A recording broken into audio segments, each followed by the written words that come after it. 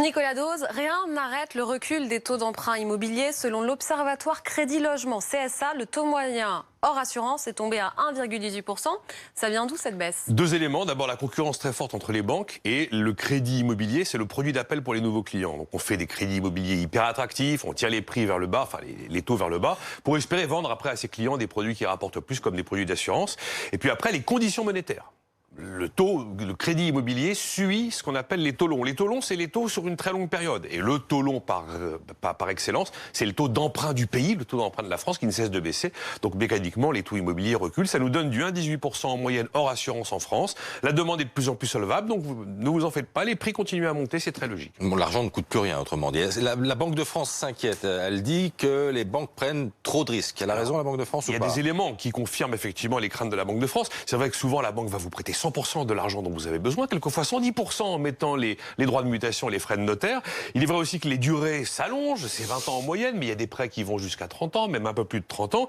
Et puis on vous laisse la possibilité, si les taux ont baissé, de renégocier vos conditions de crédit.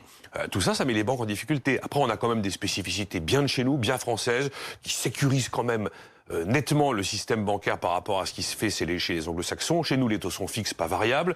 Chez nous, les prêts sont faits en fonction des revenus et pas en fonction du bien que vous achetez, ce qui fait que si la valeur du bien change, ça ne change pas les conditions de crédit.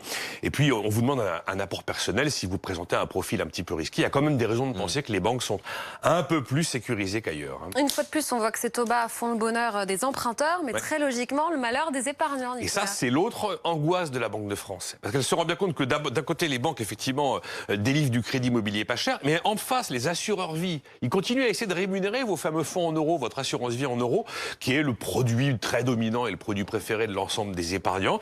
Et bien là, le message qui a été envoyé tout récemment par l'autorité de contrôle prudentiel, donc le gendarme en fait du secteur lié à la Banque de France, c'est de dire attention les assureurs vie, vous pouvez plus continuer à rémunérer le fonds en euros comme vous le faites. C'est beaucoup trop élevé comme rémunération par rapport aux conditions de marché.